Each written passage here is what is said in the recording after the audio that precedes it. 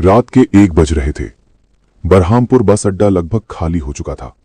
दिन भर की भीड़ अब सिर्फ धूल और बिखरे कागजों में बदल गई थी। एक कोने में चाय की बुझी भट्टी से हल्का धुआं उठ रहा था।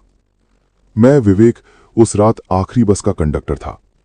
रूट था बरहामपुर से देवगढ़, जंगल वाला लंबा रास्ता। ड्राइवर था रघु काका। 20 साल से वही रूट चला रहे थे। रात की आखिरी बस हमेशा आधी खाली रहती थी। उस रात भी बस में सिर्फ 5 सवारियां थीं।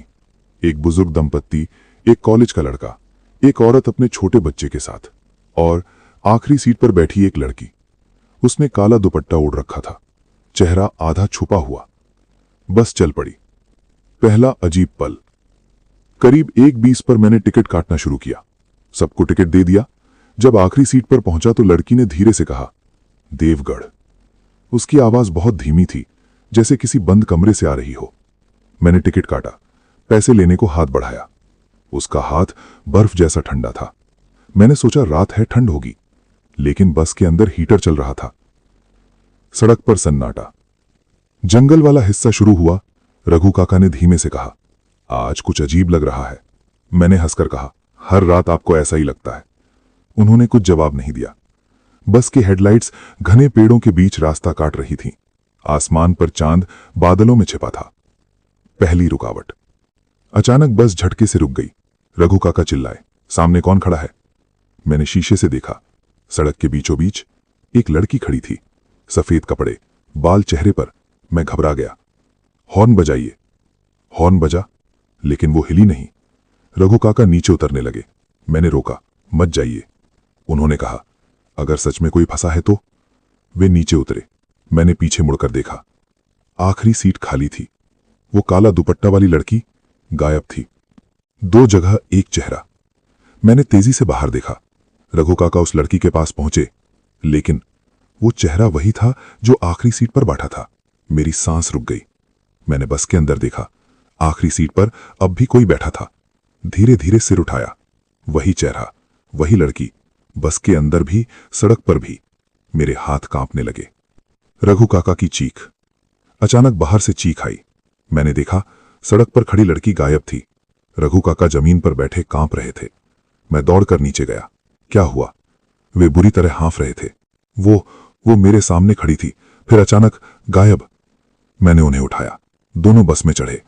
जैसे ही दरवाजा बंद किया, बस अपने आप चल पड़ी। रघु काका ने स्टीयरिंग नहीं पकड़ा था, बस अपने आप। मैं चिल्लाया, ब्रेक लगाइए। उन्होंने ब्रेक दबाया। कोई असर नहीं। स्पीड बढ़ती जा रही थी। बाकी सवारियां चीखने लगीं। बच्चा रोने लगा। बस के अंदर की लाइट्स झिलमिलाने लगीं। और तभी पीछे से वही धीमी आवाज आई, देवगढ़ अभी नहीं आया।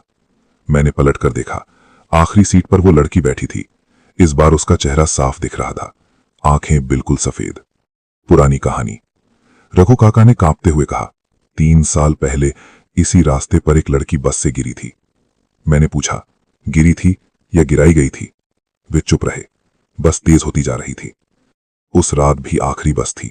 उन्होंने फुसफुसाया, वो लड़कों से झगड़ रही थी। मैंने सोचा, मेरा क्या? बस चलाता रहा।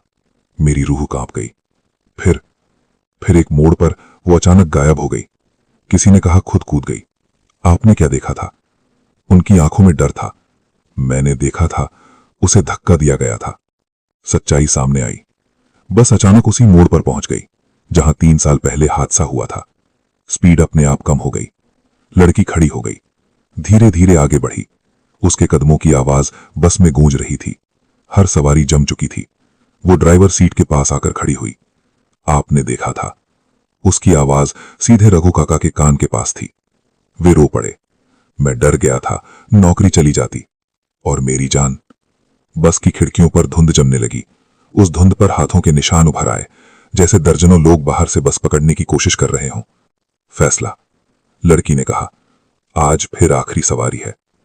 बस धीरे धीरे मोड़ की तरफ बढ़ रही थी। नीचे गहरी खाई। रघु काका ने स्टीयरिंग पकड़ लिया। आज सच बोलूंगा, वे चिल्लाए। मैंने देखा था, उसे धक्का दिया गया था। मैंने झूठ बोला। बस झटके से रुक गई। 1 सेकंड के लिए सब शांत। फिर लड़की मुस्कुराई। पहली बार उसकी आंखों में दर्द नहीं था। वो धीरे धीरे धुंध में घुलने लगी। बस की लाइट्स सामान्य हो गईं। ब्रेक काम करने लगे। अगली सुबह जब बस देवगढ़ पहुंची, सुबह हो चुकी थी। बाकी सवारियां चुप थीं, जैसे उन्हें कुछ याद ही ना हो। रघु काका पुलिस स्टेशन गए। 3 साल पुराना केस खुला, 2 आरोपी पकड़े गए। आखिरी मोड़। 1 महीने बाद मैं फिर उसी रूट पर था। रात 1 बजे, बस लगभग काली। मैं टिकट काटते हुए आखिरी सीट तक पहुंचा। वो खाली थी। मैंने राहत की सांस ली, लेकिन जैसे ही आगे बढ़ा, पीछे से धीमी आवाज आई, देवगढ़। मैं जम गया। धीरे से पलटा। सीट खाली थी, लेकिन खिड़की पर धुंध में एक हथेली का निशान था और नीचे लिखा था, सच देर से सही, आता जरूर है।